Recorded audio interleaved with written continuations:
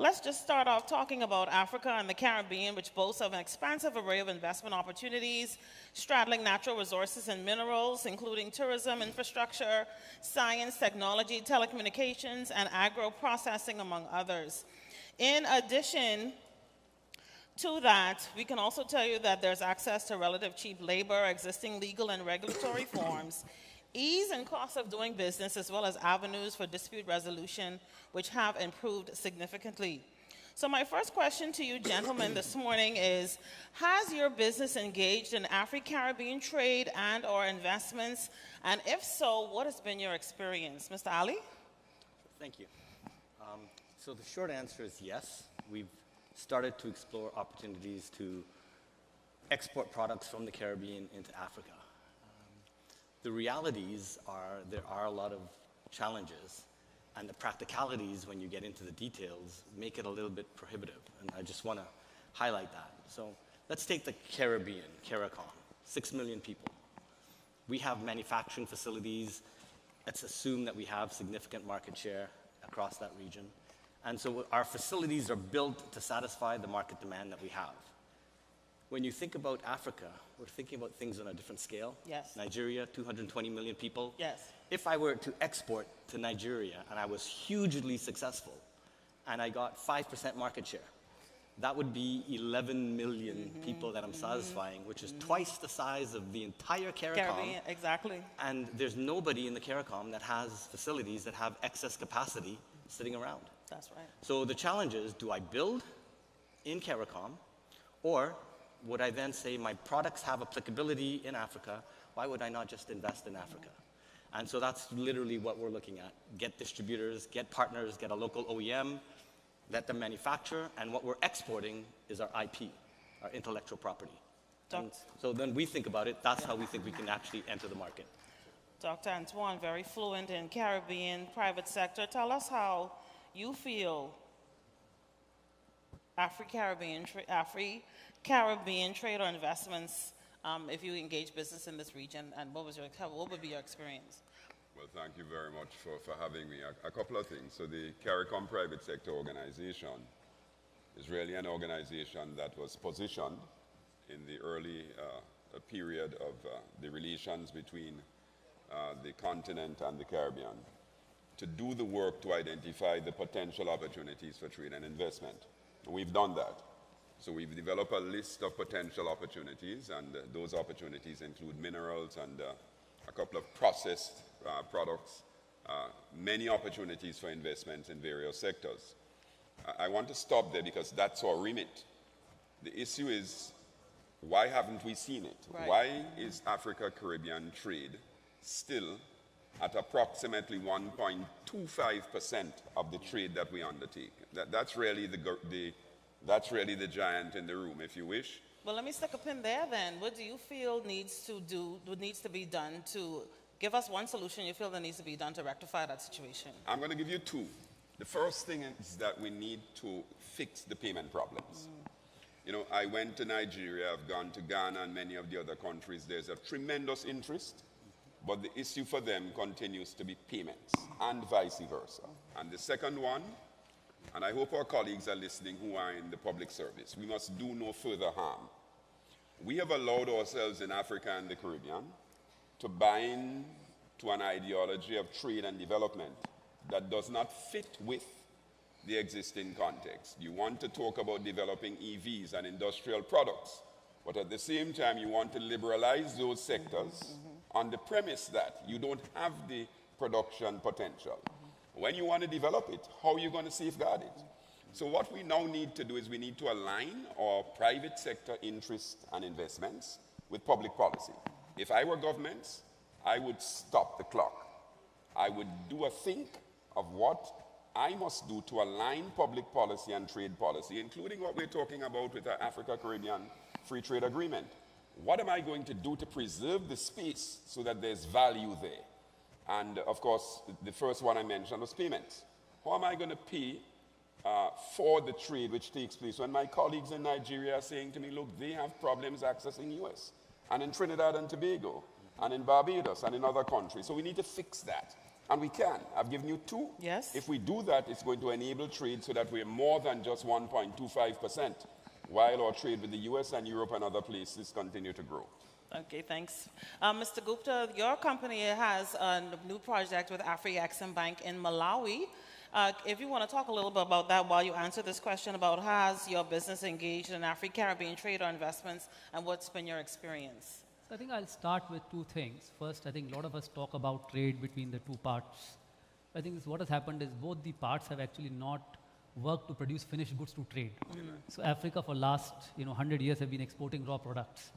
And you can't expect now Africa to export cotton to this part of the world. You can't expect Africa to export all the raw battery minerals to do EV. I think Africa is now industrializing, and as it industrializes, you will see a lot of these products coming. So I think first thing is, as Africa fixes its manufacturing, and we are taking a significant part in doing that. And yesterday you saw that we launched the Africa Trading Distribution Company. That's a step in the direction that first, a lot of goods are being produced which can be sold.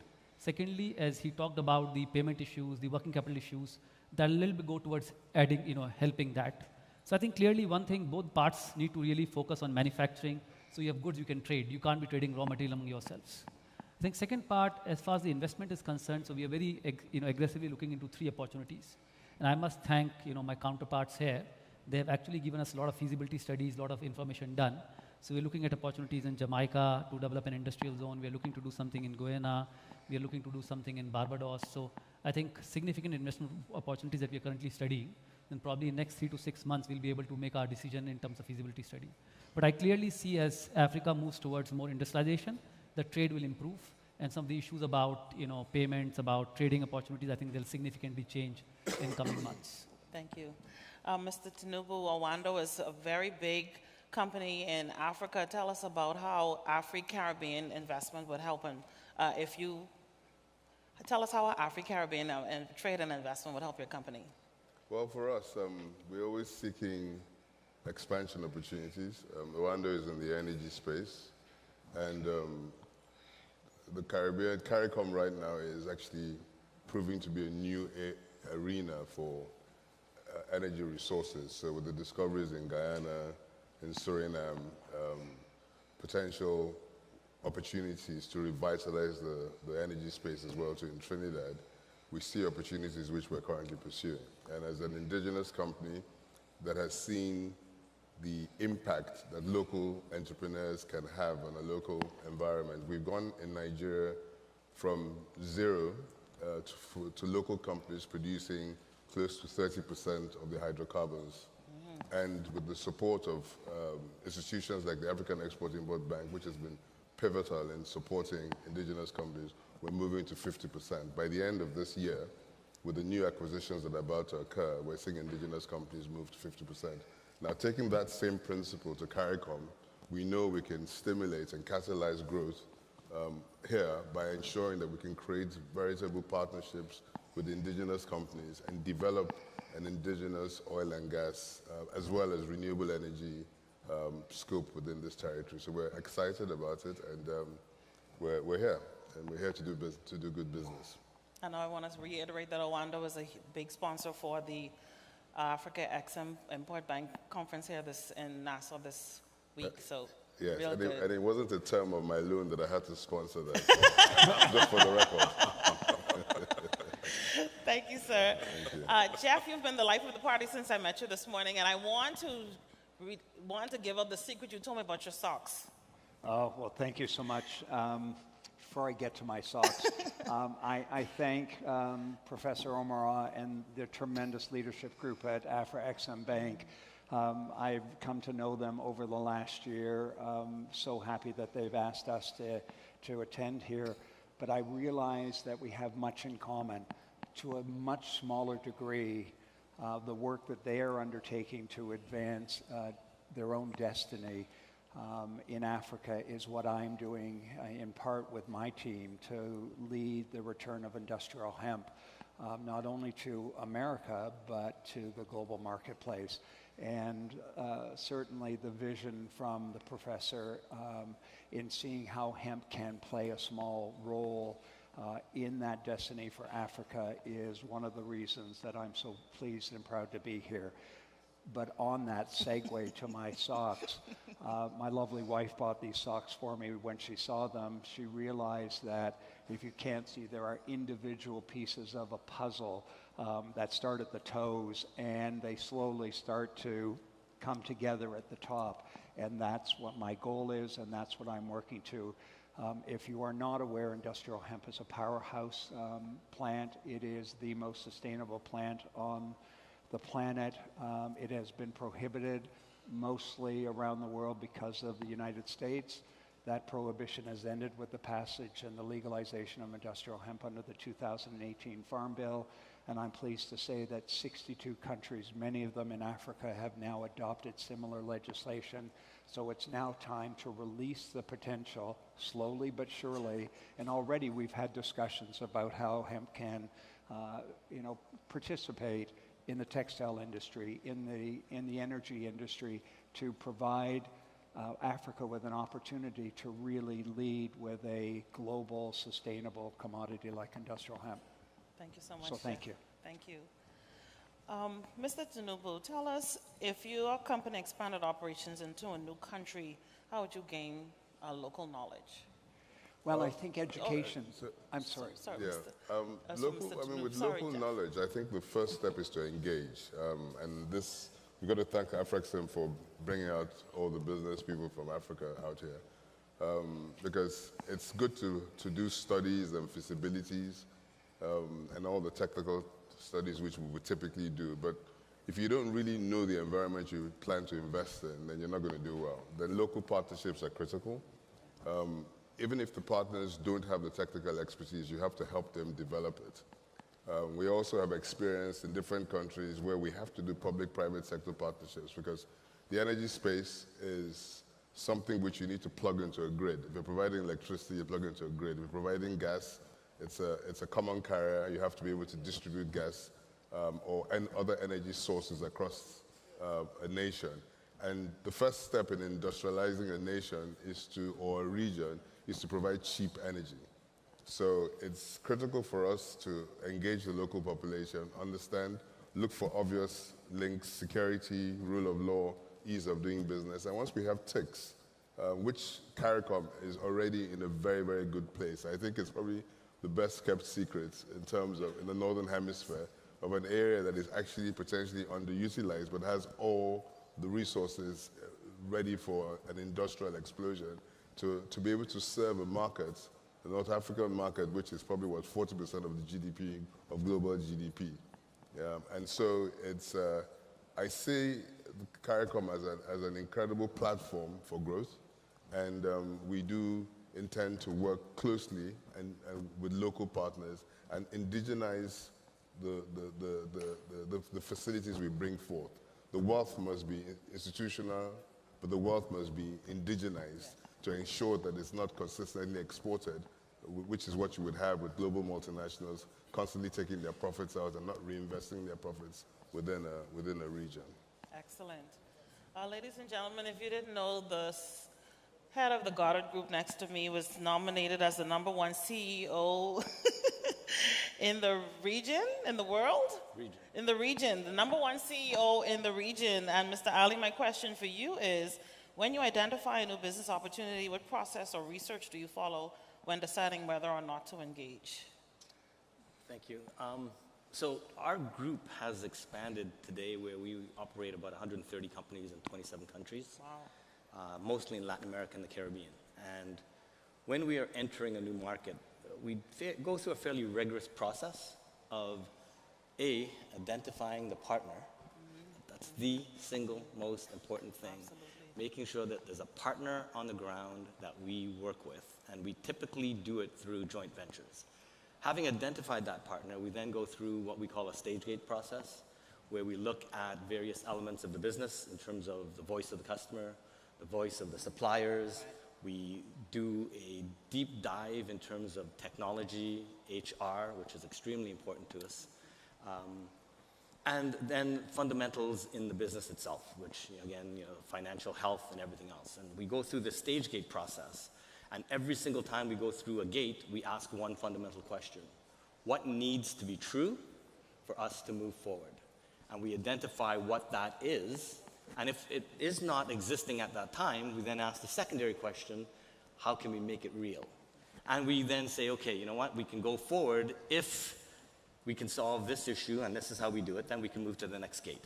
And eventually we get to the point where we've satisfied all of the potential risks, political, financial, social, and eventually we'll move forward and make the acquisition. So it's a fairly rigorous process. Dr. Antoine and Mr. Gupta, what government policies would you encourage for private sector growth? Dr. Antoine? Yeah, so I think there are three things our governments need to focus on, particularly at this time. If we say that we want to meet the SDGs and we have development objectives, and we do, if we say that we have a vision of linking our continents around common themes, food security, how we deal with rapid industrial development, we have to create the space for it. And I'm going to get specific. In CARICOM and in many of the African countries, we don't really have a modern industrial policy. What we have is a hodgepodge of sort of measures that have come from the past. We now need to put that into really a far-sighted industrial policy. And what do I mean in terms of far-sighted fourth-generation industrial policy?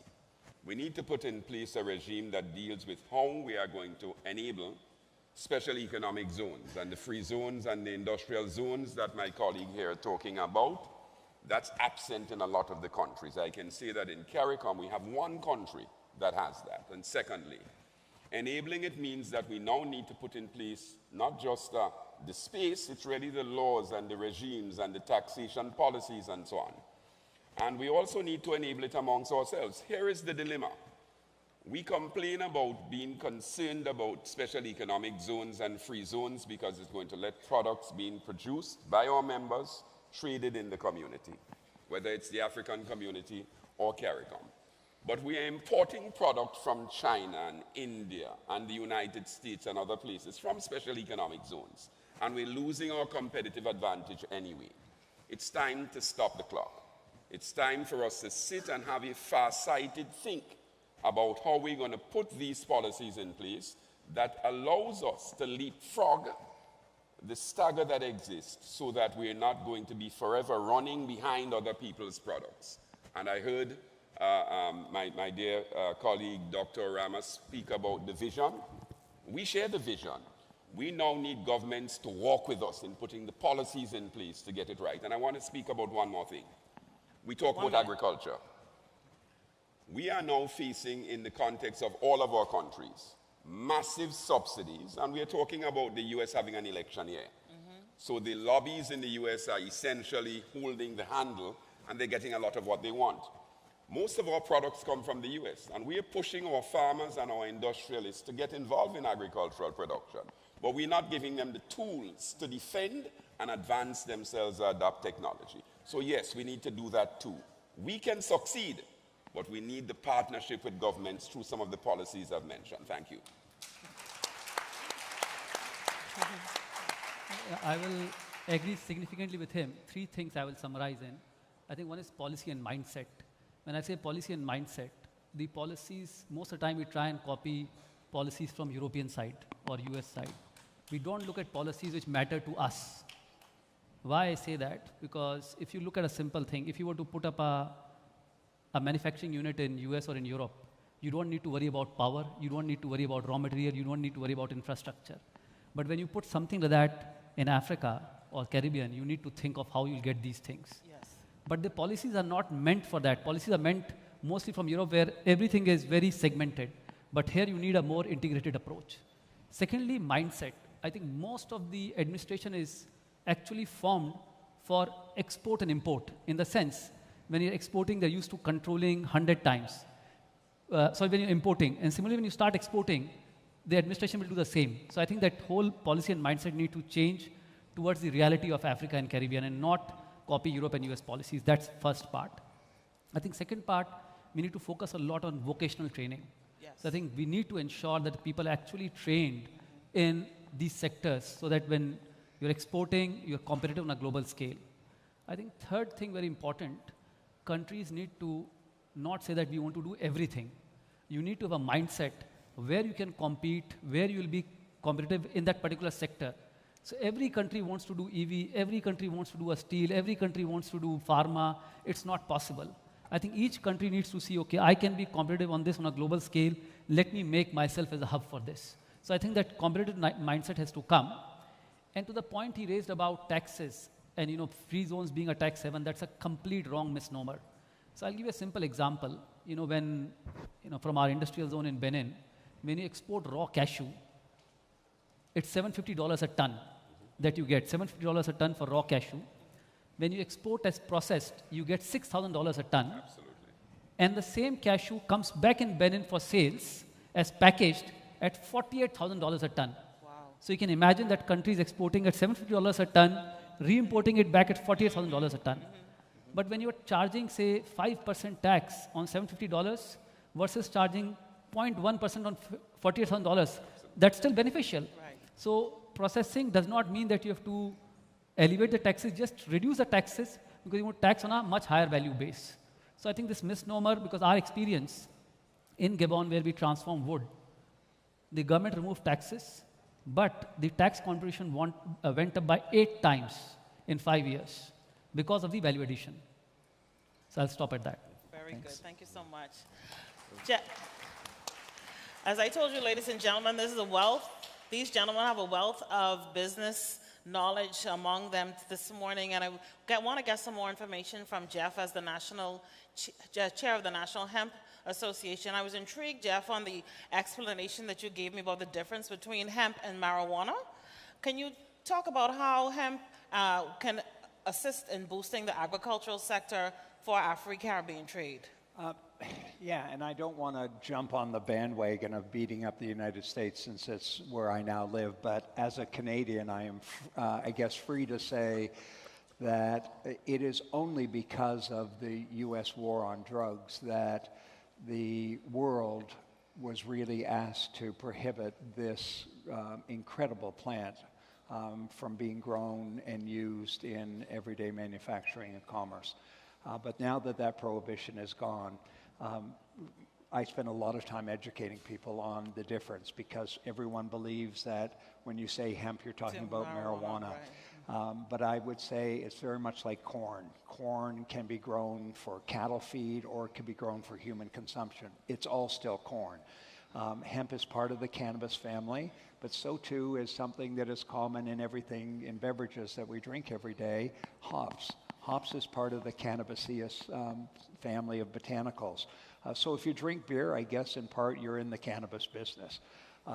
But explaining to people what that difference is challenging at times because the marketing that was done in the 1930s to really kind of bundle hemp and marijuana together was probably one of the most successful marketing campaigns on the planet because people remember it today.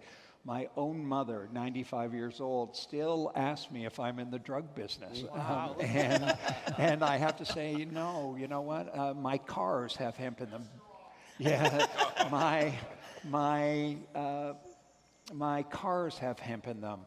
The EU has advanced, that the auto industry has to reduce its carbon footprint by 8% starting this year. What are they turning to? Sustainable fibers. Hemp can be part of that solution. And I don't want to raise that in such a way that it's a new technology. Henry Ford built the very first hemp sedan in 1939, right. And he fueled his entire executive fleet with hemp ethanol. Oh, wow. And it was only because of the pressures that came from other industrialists to ban hemp that we have not seen hemp being incorporated in our everyday life. The other reality is that as hemp was prohibited, we saw the increase of, and I mean no offense, in fossil fuel use. And everything that you can produce today using fossil fuels, you can produce with hemp. So it is part of the solution as the world looks to being more sustainable, but a lot of education has to go into it. It's a $15 trillion global opportunity. Nice. Well, ladies and gentlemen, we only have 5 minutes left on this dynamic panel, and I want to pose this one question to each of you. I'm sorry you only have a minute to answer, but what is some of the advice you would give to budding entrepreneurs? Mr. Ali, we'll start with you. Okay, I'm going to take an unorthodox approach to this. I would tell them to watch a movie. 1980, Star Wars, The Empire Strikes Back.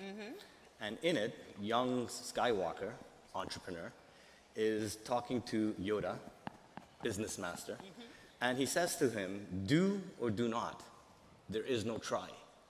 And so for an entrepreneur, if you take the context of what they were talking about and you translate that into an entrepreneur trying to start a business, you have to go in with your mind and your motivation to make sure that you understand that you have to succeed. You can't go in and say, well, I'm going to try this, and if I fail, I'll blame all the other reasons why I'm not successful. So do or do not. Don't go in thinking that if it doesn't work, well, I'll try something else or I'll quit. You have to go in with the motivation that you're going to succeed no matter what barriers are in front of you. Watch the movie and you'll understand the context of it, but do it or don't. But don't waste your time trying to figure it out. Get the commitment to make sure that you're going to deliver on it. Take the action, and let's talk about what you're going to do and actually deliver on it. Great advice. Dr. Anton? Yeah, well, Anthony stole my thought, but I am going to say to you that there's a critical dimension that we as economists point to. It's not trivial. He or she who has the most information wins the game. You have to understand your markets. So I agree with the passion to succeed, but you have to understand your markets. You have to understand not just the local market and what's happening now. You have to understand the competition and where the market's going to go.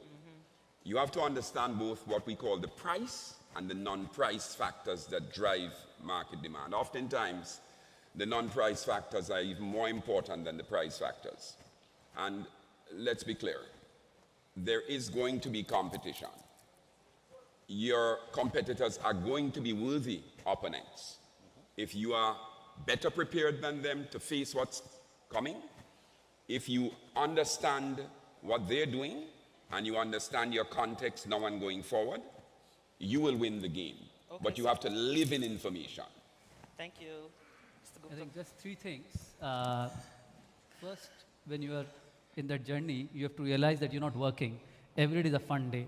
So when you find what you are having fun with, that means you're really doing what you want to do. Yeah, I absolutely. think second thing important, that don't chase money. You have to really know what you want. Yes. Are you trying to solve some problem, or you're just chasing money? If you're chasing money, that's not what you'll be successful Right, at. right. And bigger the problem, I think the bigger the opportunity set is. And third most important thing, I think be fair to people in the journey. Yes. You never, it's not about success, it's about the Yes. people in the journey. Yes. So important being fair to everybody in the journey. Excellent. Mr. Tinubu? I think first and foremost, I'm really encouraged by the can-do spirit that's coming out of CARICOM, listening to the speeches of the leaders. It's really important for the government itself to have a policy to want to encourage entrepreneurism. And the reality is that we do need to build local champions. I think the age of depending on foreign investment, foreign multinationals, we're foreign, technically, but the reality is that the style of business that I think the merger between the African and the Caribbean markets could create is one that allows local champions to be built, and you have local solutions for local problems. We went through that in using Nigeria as a case study, as much as all the challenges we had in the country. But I've experienced 30 years that have seen key industrial components which were always imported, whether it was cement, for example, or oil products like we saw with the Dangote refinery, or even something like we did gas distribution.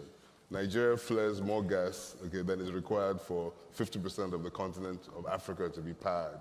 And the rest of that gas is exported to Europe and the United States. But we don't have gas. So we built a local distribution gas pipeline in Lagos, in Port Harcourt, in 3 different cities, using public-private sector partnership models, agreeing with the government and building things, 5 kilometers at a time until we ended up building a 500, 600 kilometer pipeline system that feeds over 200 companies with power. So I think the key issue is to have a plan, just to stay true to that plan, to ensure that you work with local institutions, and to also support the government in building local institutions. Yes. So for example, in my industry now, the African Export-Import Bank has launched an energy bank, which is critical for us to be able to utilize the rest of the resources we have, because when the rest of the world is talking about renewable energy and CO2 emissions, the reality is that Africa and the Caribbean are victims of global warming as opposed to contributors of it. It's just 3% of global GDP. But we need to use that resource, for example, in the most responsible way we can to transit, at least with gas, to a carbon-free world. And in the process, you need institutions to be able to do it. So I think, certainly we're on the right path, and there are great things about to happen. In Nigeria, for example, all the telecoms was done by local champions. We started out, when the government launched the GSM licensing system, we bidded for one of the licenses. It was expected that it would only be the foreigners who would pay for it, so there was no scope for us to even pay Naira, which is our local currency. We won the bid, and we had to apply to the government to give us dollars, for example, to pay for the loan. The expectation is always that the locals can't deliver, but the reality is that we're now moving into a world where, if you look at the fintech world, for example, very advanced in Africa, utilization of resources. Gagan is building industrial parks over. We're planning to put power, in some of its aspects. And so there's a merger between public policy, between institutional financial support, and entrepreneurism at all levels, not just at large levels, but also small, medium-scale enterprises who are all keen in and becoming part of the chain, of a supply chain, to deliver an ultimate economic renaissance for the continent. Jeff, I'm sorry we're done, but if you have one word that you want to give to entrepreneurs, advice in one word. Maybe a couple more One. than one word. Yeah. One. I had the great pleasure of working with one of the most famous actors on the planet, Paul Newman, who was a visionary himself. And if I can just pass along his words in answer to your comment, dreams never die, just the dreamers. So don't give up. I learned so much from these gentlemen and from you, so thank you. Thank you so much, ladies and gentlemen. That's the end of this dynamic panel titled Converting Afro-Caribbean Opportunities into Reality, the Role of the Private Sector. Enjoy the Bahamas and enjoy the conference, everyone. Thank you.